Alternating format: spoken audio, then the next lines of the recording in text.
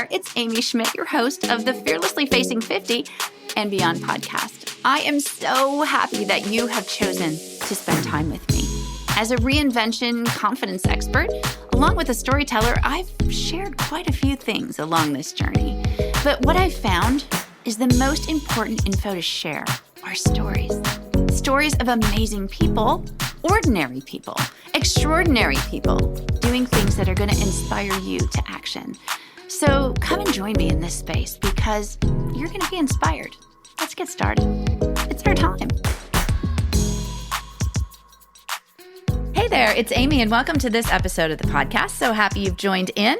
It's going to be a great episode. Before we get started today, I just wanted to let you know to make sure you're following along on Instagram, Fearlessly Facing 50. FearlesslyFacing50.com is the website, and you can find me on Facebook at Fearlessly Facing 50 as well. So go ahead and make sure you're following, and you can go ahead and listen to all of the episodes. There's almost 200 episodes of great information, great interviews that you can go to on either FearlesslyFacing50.com, or you can go to your podcast platform that you use and search Fearlessly Facing 50. So check it all out. So I just wanted to remind you of that, and also just get excited for this episode. There's a lot of energy and enthusiasm, and I have to tell you, I'm walking the walk and talking the talk as we recently made a move, downsized, empty nesting, the whole thing, living it, and it was really, really freeing to purge some things, to really get organized, and to take the time to get focused on that. So sit back, relax, and enjoy this interview with Jill Comes Clean, Jill Cook, and I know you'll get some helpful hints.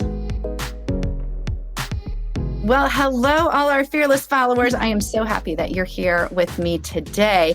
I don't know what it's doing at your house, but believe it or not, I am sitting in Wisconsin today, and it is snowing, and it is almost May. So what is going on in this world? I don't know, but it is spring. Spring has sprung, and I'm excited to have our guest here today, Jill Cook, and you are going to be excited too, because we're going to learn about Jill's background a little bit and kind of the story behind the brand. She's built this incredible brand, Jill Comes Clean, and we're going to learn about her. So get ready to get those closets cleaned, and I know one.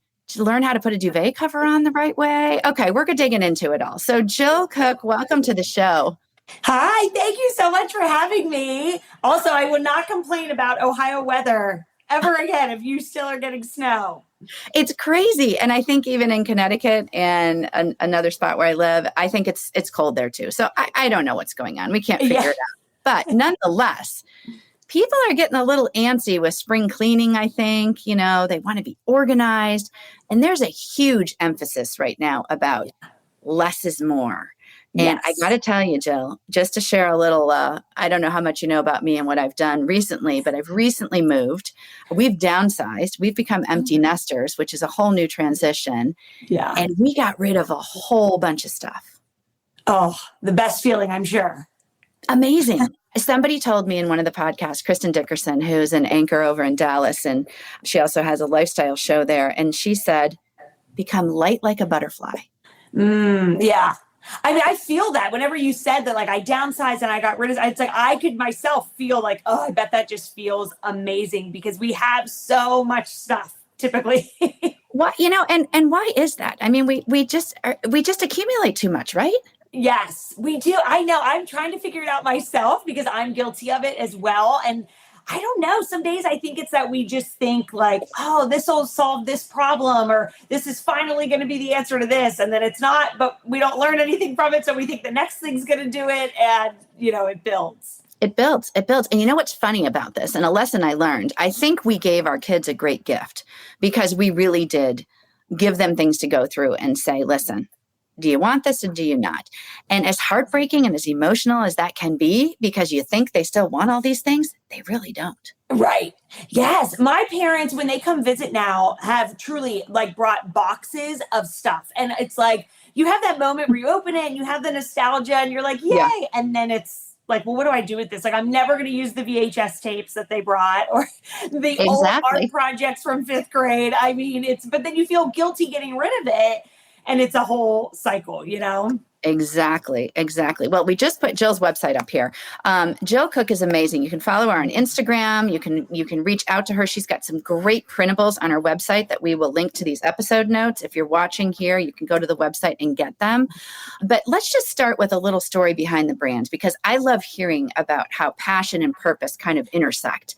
And Yes. you want something amazing. So fill us in, Jill of all trades. Yes. Well, I love that, first of all, because my whole life I always hear like, oh, Jack and Jill. And I'm like, well, instead of Jack of all trades, let's go with Jill of all trades. Some days I'm like, that's what I should have called my site. But because I do feel like I touch on a bunch of different things, which is sort of my goal. But I'll give like the condensed quick version. But basically, out of college, became a news reporter anchor at a very small NBC affiliate in Northern California. Did that for 2 years and loved it, but was also sort of like, I don't know that this is for me long term. And so my husband's from Ohio. He was in that business as well. We both were like, let's get out of it and do different things. So he went into the family business. And then I was like, what am I going to do with myself? And I don't know why. It may be something about being in my 20s and feeling like I just needed to jump all around and like Goldilocks and the Three Bears and sort of find what was a good fit. So I went into nursing, totally out of left field, had nothing to do with, news or media.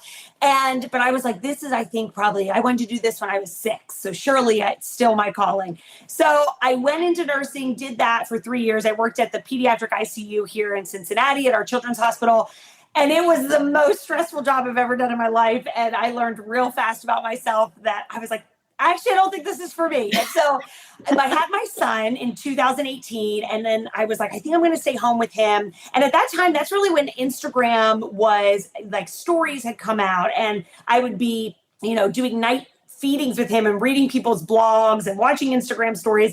And I just got immersed in that world of creativity and just that online content creation. So I was like, well, maybe I'll just sort of, try my hand at this. So I started a blog. And it took me a little while to figure out what I wanted to share and how to niche down. But once I was found, I'm home, I have a newborn, I'm cleaning, I'm organizing, and people were really starting to ask questions about it.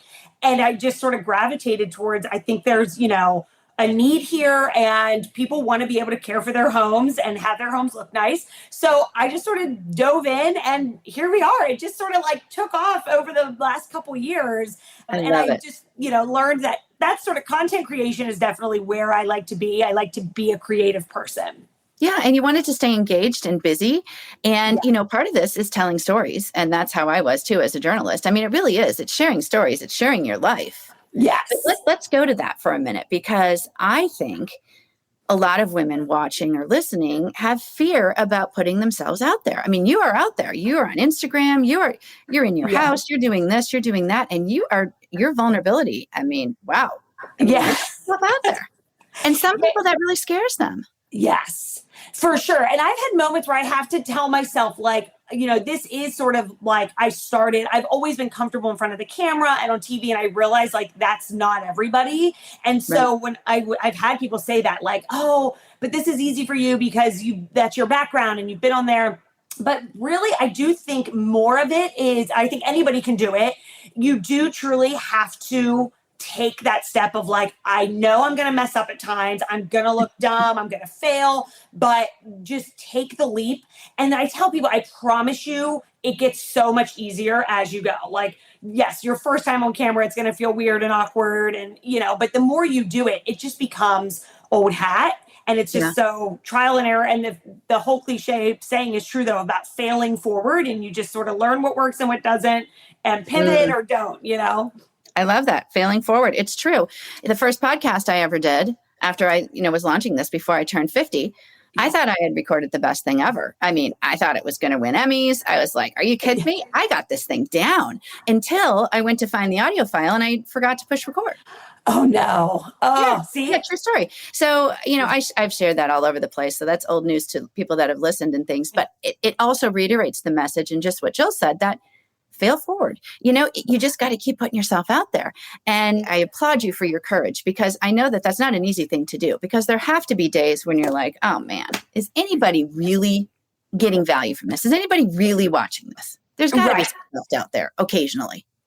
Yes. And there's still, even after all this time of doing it, I still have days where I'm like, oh my gosh, is this totally stupid? Are people going to watch this and be like, why would she share that? That's so dumb, So I'm always still like kind of second guessing myself and how's this going to do? And yeah, there's times I put something out and I think no one's going to like this and it takes off and they love It it. explodes. Yeah. And then there's times where I'm like, oh, this will be good. I put all my time into it and it totally flops and people hate it. And I'm like, okay, I learned that that's not what my audience likes. A couple months ago, I even tried like a different style of video.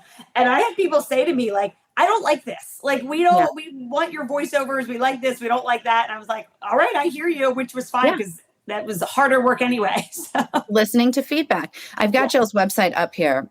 This is Jill Cook with Jill Comes Clean. And you can go to the website and find all sorts of things. And, I love hearing the little story about how it launches because I think so many of us get stuck and don't move forward with really a passion because it's fear of failure, procrastination. We put it off and say, I'll start it next year. Well, you never will. You just got to push play and not pause.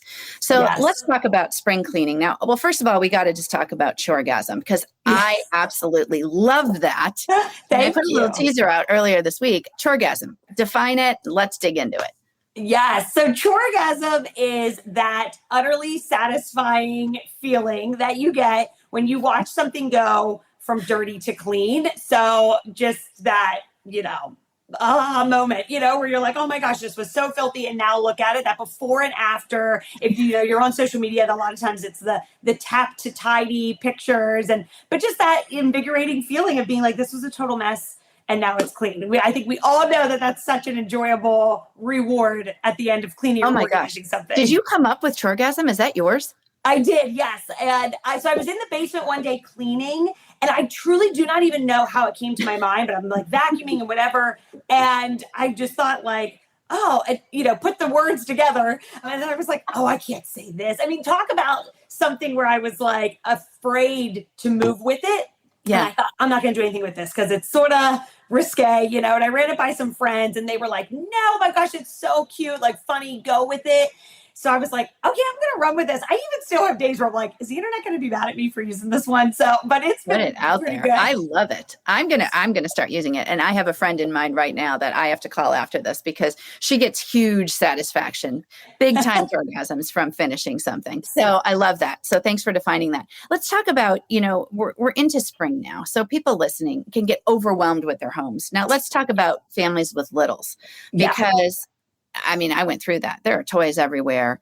There are Legos everywhere. There are dolls. There's this. There's homework. There's all sorts of things. Yeah. Now, what are some steps that people can do to let's give 3 ways that people can really kind of condense that clutter and get a little bit more organized? I would say the thing I've had to learn even myself, because, with cleaning or keeping your home, you will move through seasons. Before I had my son, I could just knock it all out in a day and, it was always clean. Then, like you said, you have kids, there's stuff everywhere. Yep. So one thing I have definitely found, and I don't know if people love to hear this one, but a lot of it comes down to you have to make it a routine and discipline yourself every night, pick up the toys or have them help. Obviously, if they're of age, pick up the kitchen and things like that. I mean, you'll be amazed at how quick something becomes a habit. And so it no longer feels like cleaning. It feels like part of your routine and just part of your day and what you do. Almost like if you're somebody who makes the bed every morning, you don't feel like that's a chore. It just feels like that's the first step when you wake up in the morning. Yeah. So I would say that's one way to definitely cut down, is to get in a routine.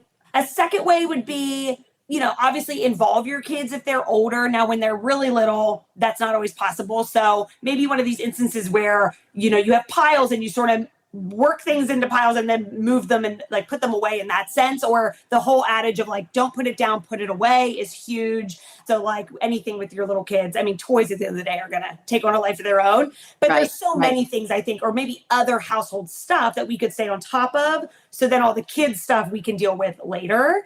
I would say, those 2 things. And then maybe just, you always have to learn if you're the type of person who does better where you do a little bit every day, or where you set aside time in your week to knock it all out in a couple hours, the things you have to do. I think learning that is key. Even it took me forever to figure that out. I thought I was still somebody who no, I get it done all on Saturday. And then I finally was like, no, I have to do a little at a time or it's going to swallow me whole. So you make a commitment to that. You block out, calendar blocking is a big thing. So you block out time and you commit to that. I try to, yes. Well, so I do know people that do that and it works so well for them. So I would tell people to try there. Now, for me, I still find that some days I'm like, okay, every Monday's going to be bathrooms. Every Tuesday I'm going to, dust. And then life gets in the way and that doesn't always happen. So I do follow a schedule, like one of our cleaning schedules that I have. I follow that, but then at the end of the week, I didn't get to everything, then maybe I have a catch-up day, or maybe I push things out to the next week. I mean, don't be afraid to get off kilter a little bit, but I do think having a schedule and something that you can discipline yourself to stick to is best, and don't make it too big. Some days even saying like, oh, Monday I'm going to clean all the bathrooms, when really it's like I could only get to the main bathroom. So I'm like, I have to just call it good. But yeah, trying to stick to something is definitely probably the best plan of action. Now, I ordered something from you. You have a whole Amazon list. You have I think you call it an Amazon dashboard. It was a cleaning brush for the shower, or like a multiple. I ordered it. I love it. The spin brush, the electric scrubber. Yes. Oh my gosh. Game changer. I love that thing. I have a handheld version and then like a longer one, but it really, anytime you can find a tool that you can use multiple ways around the home, it's a win. That one I originally bought because I was like, oh, I'll just clean the shower walls. And I cleaned the grout, the oven, the stove. I mean, there's so many things that you can do with it. So I'm glad you got it. Amazing product on your dashboard. The other one I wanted to give a shout out to, because, before I interview guests, and I have to tell you about Jill a little bit, I get a lot of requests that come in about different organizer, different this, different that. I actually reached out to Jill because you didn't reach out to me. I reached out to you because I have watched you for so long and you have this authenticity, which is huge in my world. I feel like there's so many things that are filtered and this and that and not authentic. And you came across, I've watched you, I've followed you, and I'm like, she's the real deal. So the other thing, I wanted to mention that because you really are, you truly are. And I'm the one that initiated it, which is kind of cool because you got back and said, sure, let's do it. You had an organizer for your cords. Yes. What? Yeah, the box. Too. If anybody is struggling with like cords all over the place, which I don't like to look at those, and I never knew there was a solution. Yeah. Go to the website here and check it out because there's a product there that you can get. Yes. Yeah. Cords are like the bane of my existence. I say like, it's 2023. Can we really not have everything just be wireless by now? Because they're so tricky. Yeah. But luckily, yes, they're coming out with a lot of solutions to help us. Amazing. So let's talk about spring cleaning in our house now. We talked about littles. Let's just talk about some things that we can do this week. We're kicking off this week. If you're listening to this on Wednesday, hump day, what's something that we can do in our homes? Maybe 3 things that we can do to really get it tidy for spring, to get clean. And then I have 2 questions from people that wrote into me that wanted to ask you a couple things. So what do you think about 3 things we can do? So I would say, first of all, start in your main areas. It's easy to be like, oh, it's spring, I need to do the gutters or clean out the fireplace. But I would start small in the kitchen or your bathroom or your bedroom, like where you are most, because that's obviously probably what needs it. Kitchen especially. So I would maybe choose like one thing from each main room that you could do that maybe hasn't been done in a while, especially the kitchen. I mean, if you're somebody who cooks a lot and the oven really needs it, knock out the oven this week, because that's one of those things. Once that's done, you're good for a while until you would have to do that again. If you're like me and never cook at all, then it's really good for like a year. But I would say, pick maybe something there in the kitchen or even the refrigerator, just get something, one item, really deep clean. You'll be amazed at how it really builds upon itself. Like, again, that CHORGASM feeling. Once you get that once, you're going to want it again. So then you keep moving to more areas to get that again. So I would say, start in the kitchen and knock something out. Yep. Maybe move to the bathroom. It's a good time to really deep clean. Take the drawers, our hair and everything gets inside of the drawers where we have our hairbrush and makeup and everything. I would try to clean those out and give those a wipe down. Or if it's just been a while since you've gotten the shower really well, that's another satisfying one that probably needs it. Yes. And then maybe like living areas, just like taking a duster and walking around, honestly, your whole house and just getting above the doors, even just little things like that you're like, I know I haven't done this in forever, but you can check it off and it'll feel good. Let's talk about the oven. You mentioned that because that was one of the questions that came in. I got about 16 questions, Jill. So I'm going to have 2 today and then I'm going to send you the rest of them so you can answer them. But one was the oven. Somebody said, how the heck do we clean our oven? It gets greasy from frozen pizza drippings. It gets greasy from all sorts of things. Yes. The oven, I would say, of the kitchen, that's the main pain point for sure. So I always say, like, start with your least aggressive method. If it can be cleaned with like vinegar water or some baking soda, that's a great way to start. But if you open that up and you're like, no, there is so much burnt on stuff, I will say a steamer is going to really blast things off of there and save you some time. That's nice. Like a pan scraper to maybe scrape stuff off, maybe with the steamer too. Watch your fingers though. So I would start there and just really, you might need a tool or something in that instance if stuff's really burnt on. But then they also make, Barkeeper's Friend is a really like good cleaner that's going to get in there and help break stuff off. And then I have a video, because it's hard to sort of explain without seeing it, but on my Instagram, of if the glass of your door has the drippings in between. I know that's been a problem for a lot of people, because it's like, how the heck do you get that clean? Most you can sort of lift that layer off. You have to take out some screws and then wipe it down on the inside. And then that's when too, once you get it clean, it'll be good for 6 months to a year. That's awesome. I didn't know that. I've struggled with that for years. I recently learned that one and was like, where has this been my whole life? Yeah, exactly. Well, one of the questions we had here was cleaning your mattress. Yes. Oh, I'm actually getting ready to do this one coming up. That's so funny. You? Oh, cool. Yeah. It's a good time to do it in spring. Yeah, it's a good one to do in the spring. I mean, they say you should do this one every 3 to 6 months. And I'm like, no one has time for that. I feel like it's one of those things, like if you notice it, you have time, great. Otherwise, try to pencil it in for like every 6 months. But it's a good time to be obviously flipping the mattress, rotating it, and then take all your bedding off, wash it. But then, we sweat, there's dust mites, they just get gross. So simplest method is going to be to sprinkle some baking soda on there, let it sit for, an hour and vacuum it up. That's going to freshen it. For the stains though, my go-to that works like a charm is a bottle of peroxide, and just spray it on any of those yellow stains. If you have kids that have maybe wet the bed and that's left like a stain, spray the peroxide. Most times you can spray it and walk away and it'll just lighten on its own. You won't have to scrub or anything. So I love that. That's typically all you need, and then vacuum it up to get some dust mites and all of that out.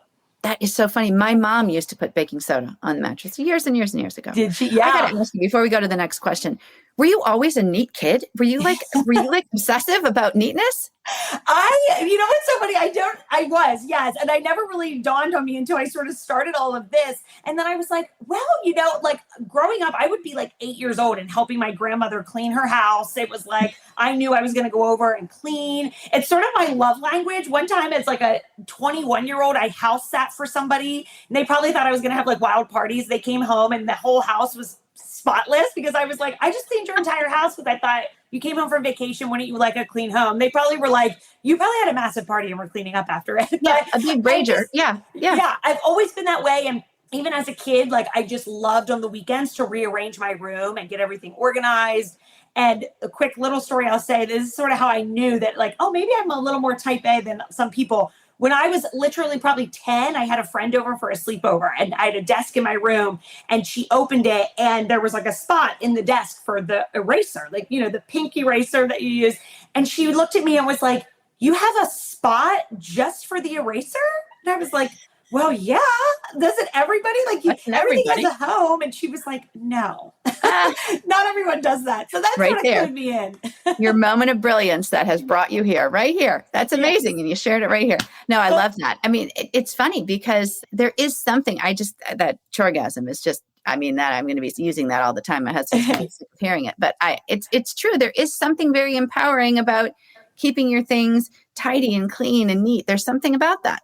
Yes, there really is. And there's nothing like walking in your house and it feels picked up and clean. And I always tell people that, because even if you don't have time to physically like get down and clean everything, maybe say that for once every 2 months or something. But if you just pick up and just keep things tidy and, clean the obvious messes, it's going to really buy you so much time, and it's going to feel good. And that is sort of where like organization and being tidy does help. Because my friend Amanda said once, and I thought this was brilliant, that like when you're organized and tidy, it gives the illusion that something is clean. And it's so true. So when we don't have time to clean, just picking up is going to make it feel like your house is put together. And it is empowering because then you don't feel like it's chaos all around you. Exactly. Amazing. And we live in such a crazy, chaotic world. to have that sense of peace and calm with cleanliness and, being tidy is amazing. So the question, and I know this is on your website as well, but she wrote in, and this was Kathy from Colorado. So thanks, Kathy. She said, how do you put on a duvet cover? Yes. Oh my gosh, the dreaded duvet. It's a dreaded duvet in my family, that's for sure. Yes. And I spent years just taking it and shoving it in the corner, which will work. I mean, you're going to break a sweat and it's, you're going to wrestle with it. Yeah. So my best method, and some people are like, I don't know if I like that. And it seems tricky, I think, at first. But once you do it a couple times, it's old hat and it becomes super easy. But you take the duvet cover off of the duvet, lay the duvet cover on the bed, like lay it all out flat. Then you put the duvet on top of it and then go to the head of the bed, and you're going to just start rolling it like a burrito to the foot of the bed. And then when you get there, you'll have your opening, and then you're just going to like wrap it around, and then you'll just unroll it back from the foot to the head of the bed. It's probably hard to explain. I have a video. No, visually, that makes so much more sense. Yeah. And it's just I promise people, I'm like, it's so quick, because once you roll it, the worst part's going to be just turning like that part inside out at the top and getting it all tucked under. But then once you do, you just unroll it, button or zip up the bottom, and you're good. Amazing. Okay. Kathy in Colorado, she will definitely be very, very happy about that, because I struggle with that. I have them on all the beds. When we lived in Europe, it was only duvets. So we kind of switched to it when we lived there. And they are great because you toss them in the wash and they are easier. But putting him on is my son, who's I'll throw him under the bus here. He's 23, lives on his own. He's first job, lives away from home. And I've always asked him, I'm like, are you changing your sheets? Are you washing your duvet? He's like, Mom, that is a 2-person job. I'm one person. It's really hard. So you know what? It doesn't matter how old you are. I mean, it is. It's kind of a chore to change your sheets and do your duvet. But those are great tips. Good. Thank you. Yeah. So you can go to Jill's website, which I'll put up here again. And, you can go there, and there's a blog there. There's printables there. Just for ease of the people listening that might be driving or walking, what would be the first thing they should do when they go to your website?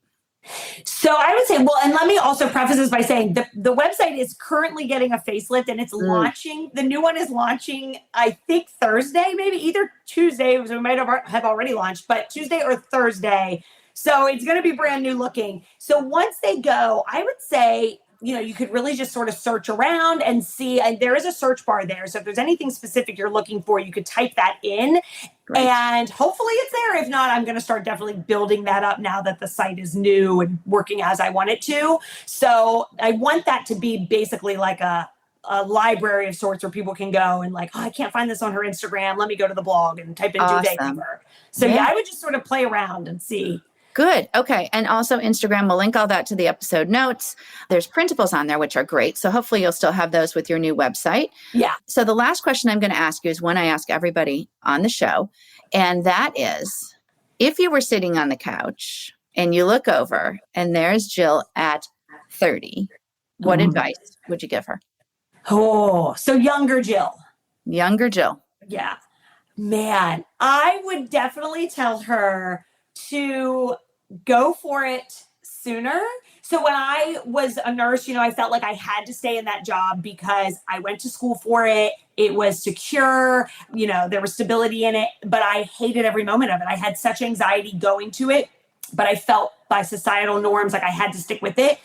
And I totally wish that I would have just thrown caution to the wind a little sooner and jumped right in on what I'm doing now, or tried to seek out something that fulfilled me more sooner. I'm happy that, it turned out how it did, and everything obviously happens for a reason. But yeah, I think not waiting is huge, because I do think, especially when you finally find the thing that makes you happy or that works for you, you're always going to be like, dang it, I wish I did it sooner. So don't wait, and just jump in with 2 feet and know you're going to mess up, and it's okay. I love that. Jump in with 2 feet. I always say cannonball with confidence. That's what we need to do. And you know what? You got to start ugly, right? It doesn't have to be perfect. I always say you got to start ugly, because that's where the magic happens. That's how you grow. But I love it. And your passion and purpose have intersected, and you're doing crazy cool things. So thanks, Jill, for joining me today. I'm so excited to get this out there. And I think we've got an Instagram live scheduled too. Yes. That might be coming up too in the next couple of weeks. So we'll put that out there too for people to jump on Instagram and take a look, and make sure to follow Jill there as well, because she's got all sorts of helpful hints. So have a great week, everybody. Thanks, Jill, for joining us, and we'll be in touch. Thank you. Okay, so I hope that this episode inspired you, encouraged you, and challenged you. Because when we share our stories, they're inspiring. You know what? It's important for people to connect. Connection is key. People need people. So as you go forward this week or today, be a difference maker, be a change maker, not only in your life, but in somebody else's. Reach out with a text, an email, or a phone call. Connection is key. It builds community and it builds confidence. Go forth and be awesome, and I'll see you soon.